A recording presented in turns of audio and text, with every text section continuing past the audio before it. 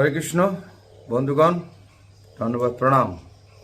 গল্পকথায় জগন্নাথ বর্মন। আজ গল্প শোনাবো বাংলাদেশের একটা গল্প। এই গল্পের জন্ম হয়েছিল বাংলাদেশ থেকে। আমার নিজের চোখে দেখা না, কিন্তু শোনা গল্প। গল্পের মূল বিষয় হচ্ছে বাংলাদেশে একটার সময় যাকে রোগটার নাম হচ্ছে পক্স। তো এই পক্স এই রোগটার বাংলা নামটা অনেকে মা বলে রোগটার নাম। তো নানা দেশে নানা ভাষায় রোগটাকে সম্বোধন করা হয়েছে। কেউ বলে বসন্ত রোগ, জল বসন্ত, গুটি বসন্ত। দু ধরনের বসন্ত রোগ আছে, একটা ছোট একটা বড়। তো বাংলাদেশে একটা সময় নির্ঝুম গ্রামে গ্রামে এই বসন্ত রোগ ছেয়ে পড়েছিল। তো বসন্ত রোগ এমনভাবে ছেয়ে পড়েছিল যে বসন্ত রোগের সেই সময় ডাক্তার, বর্দি, হাকিম, হাসপাতালের ভালো চিকিৎসা বাংলাদেশে ছিল না। কিন্তু পাদ্রী মিশন খ্রিস্টানদের হাসপাতাল ছিল।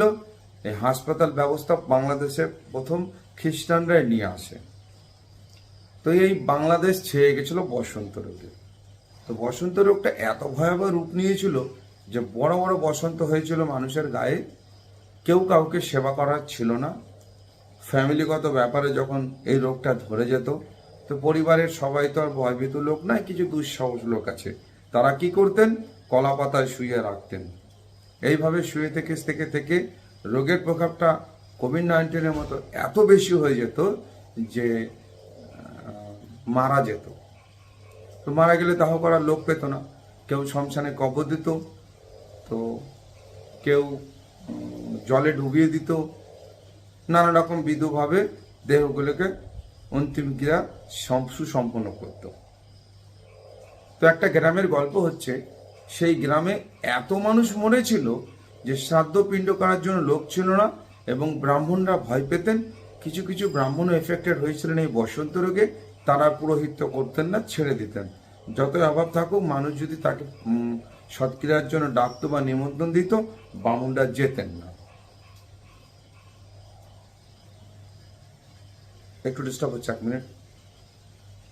একটা সময় ওই কি হয়েছিল যে ব্রাহ্মণরা যখন ছেড়ে দিলেন, তখন মানুষ শ্রাদ্ধ পিণ্ড করার জন্য যে ব্যবস্থাপনা ছিল, মানুষগণ গ্রামের লোকজন ডেকে এনে কম বেশি শ্রাদ্ধ যাই হতো, কিন্তু রন্ধনাদি করতে হবে, ভোজন দিতে হবে মানুষকে শ্রাদ্ধের দিন, এরকম একটা প্রচলন ছিল। তো একদিন ওই গ্রামে এক ব্যক্তি মারা গিয়েছিল। তো মারার পর ঘরের মধ্যে শুয়ে আছে, খাটের মধ্যে, তোলার লোক নেই।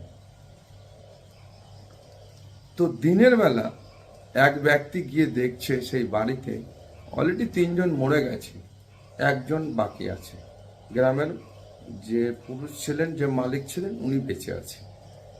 তো গ্রামের একজন সহোদর ভাইয়ের মতো তিনি যখন গেলেন, গিয়ে দেখলেন সেই ব্যক্তি মৃত্যু অবস্থায় খাটের উপর শুয়ে আছে, মোটামুটি খালি গায়ে শুয়ে আছে, দেহটা পড়ে আছে।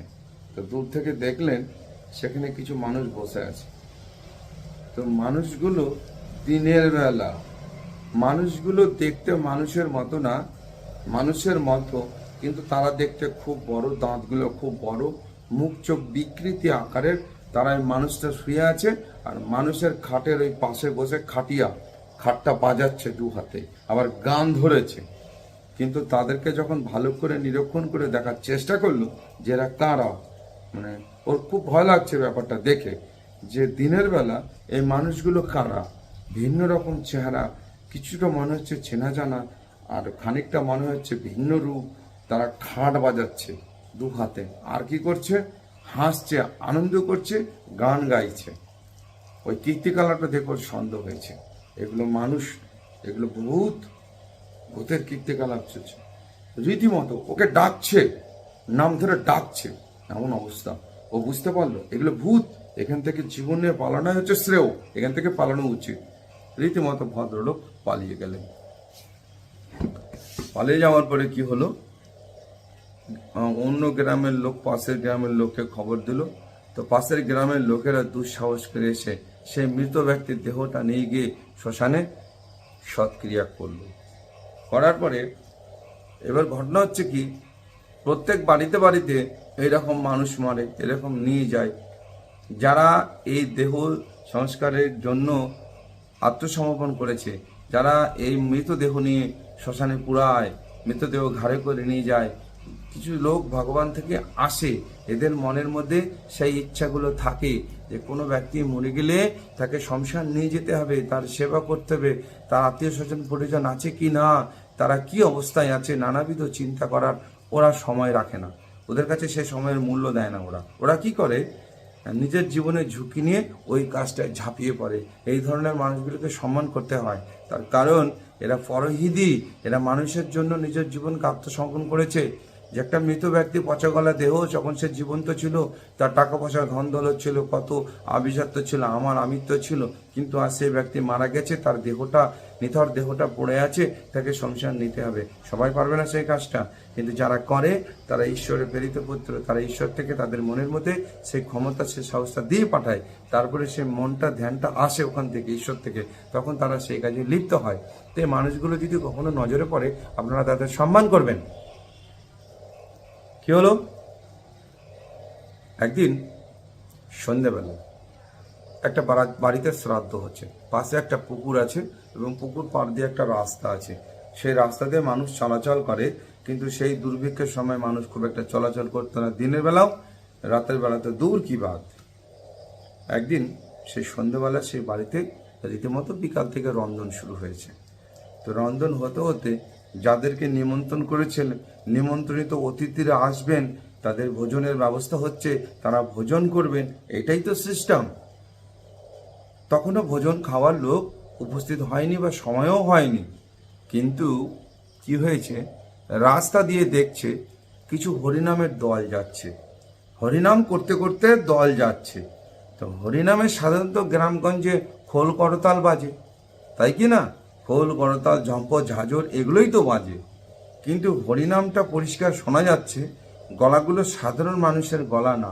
একটা মানুষ, আমি হয়তো গান গাই, তো সেই গানের ভঙ্গিমাটা ছিল আলাদা, আর গলার সুরগুলো ছিল আলাদা, নাকের টানে সুর ছিল। একসঙ্গে 5-6 জন খুব উচ্চস্বরে গান কীর্তন করছে, এত জোরে কীর্তন করছে যে দূর দূর তাকে শোনা যাচ্ছে। আর বাদ্যযন্ত্র বাজছে, মনে হচ্ছে ভাঙা টিন, ভাঙা থালা, বাটি, এইসব জিনিসগুলো বাজছে। আর তার মধ্যে চিৎকার চেঁচামেচি হচ্ছে, বাবা গো, মা গো, বাঁচাও বাঁচাও, এরকম চিৎকার হচ্ছে, হরিনামও হচ্ছে, একটা বীভৎস পরিবেশ। তখন যারা রান্না করছিলেন তাদের মনে একটা সন্দেহ হলো, হরিনাম তো হয়, কিন্তু এটা আবার কেমন হরিনাম, বিকৃতি টাইপের হরিনাম, যেন হরিনামটার মধ্যে রসমাধুরী নেই। তারপরে উচ্চস্বরে কীর্তন করছে, সেই কীর্তনগুলো নাকের সুরে, সাধারণ মানুষ যেমন কীর্তন করে সেরকম তো নয়। তখন তাদের মনে সন্দেহ হলো, চলো একবার দেখে আসি কি ঘটনাটা ঘটছে, কারা হরিনাম করছে। তো দেখছে অন্ধকারের মধ্যে কিছু মানুষ হরিনাম করতে করতে চলে আসছে। সন্দেহ হলো, এরা তো মানুষ নয়, এরা ভূত, এরা ভূতে হরিনাম ধরেছে। বন্ধু, ওরা যখন প্রাণে বেঁচে ছিল, অকাল মৃত্যুবরণ করেছে বসন্ত রোগে, তারপর সমস্ত লোকগুলো ভূত হয়ে গেছে। ভূতের সবাই সবাইকে চিনত, একত্রিত হয়ে তারা হরিনাম ধরেছে, এবং সেই গ্রামের রাস্তা দিয়ে, নির্জন পরিবেশ দিয়ে, অন্ধকারের মধ্যে ভূতেরা হরিনাম করতে করতে চলে যাচ্ছে। এই ঘটনাটা ওরা সম্পূর্ণ বুঝতে পারলো যে এরা মানুষ না, এরা ভূত, এরা ভূতের দল হরিনাম ধরেছে, ভূত হরিনাম করে। তারপরে দেখছে কীর্তনটা আস্তে আস্তে এই বাড়ির দিকে চলে আসছে। রীতিমতো বাড়ির দিকে যখন আসতে লাগলো, ওরা বুঝতে পারলো যে বাড়ির দিকে চলে আসছে, পালাও পালাও পালাও, রব উঠে গেল। তারপরে কি হলো, 5-7 জন যে রান্না করছিল, তারা বাড়ির ভিতরে গিয়ে দেখে ইতিপূর্বে বাড়ির সমস্ত মানুষ যারা ছিল তারা আগেই পলায়ন করেছে সেই বাড়ি থেকে, তারা কেউ নেই। ওরা গিয়ে পুরো বোকা সেজে গেল যে আমরা যে বাড়িতে আশা করে এসেছিলাম রন্ধনাদি সেবা করতে, সে বাড়িতে লোকগুলো ইতিপূর্বে সব পালিয়ে গেছে, তা আমরা কেন থাকবো, আমাদেরও তো প্রাণের ভয় আছে, মৃত্যু ভয় সবারই আছে। তখন সেই লোকগুলো সেই বাড়ি ছেড়ে পালিয়ে চলে যায়। তারপরে ঘটনাটা কি বলতে পারবো না। তো এই হচ্ছে ভূতের গল্প, যে শ্রাদ্ধ বাড়িতে ভূত হরিনাম করার জন্য এসেছে। শুধু ভূত না, ভূতের দল, সেখানে পুরুষ ভূত ছিল, যুবক ভূত ছিল, মহিলা ভূত ছিল। তো হচ্ছে বাংলাদেশের গল্প। তো বন্ধুগণ, আমি নানা রকম গল্প যেখানে সেখান থেকে শুনে আপনাদেরকে গল্পগুলোকে এই নিজের গলায়, নিজের ভঙ্গিমায় আপনাদের সামনে প্রস্তাবগুলো রাখি, গল্পগুলো আপনাদের শোনানোর জন্য। তো দয়া করে গল্পগুলো একটু শুনবেন। আমি বড় কষ্ট করে গল্পগুলো বানাই আপনাদের জন্য। ওকে, হরে কৃষ্ণ, ধন, হরে কৃষ্ণ।